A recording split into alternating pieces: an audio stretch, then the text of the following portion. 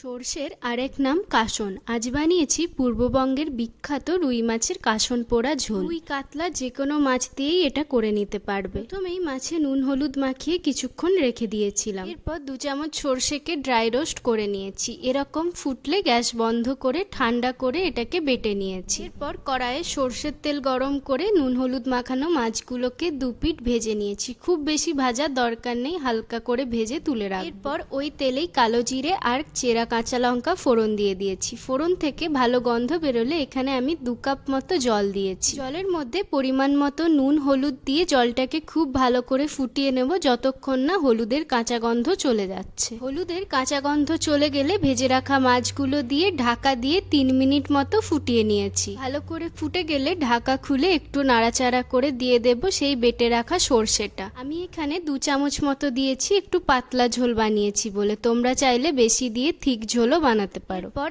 আরো 3-4 মিনিট ভালো করে ফুটিয়ে নিলেই রুই মাছের কাসন পোড়া ঝোল একদম রেডি। গরম ভাতের সাথে সার্ভ করো আর কমেন্টে জানিও কেমন লাগলো। ভিডিওটা ভালো লাগলে লাইক কমেন্টটা শেয়ার করে দিও।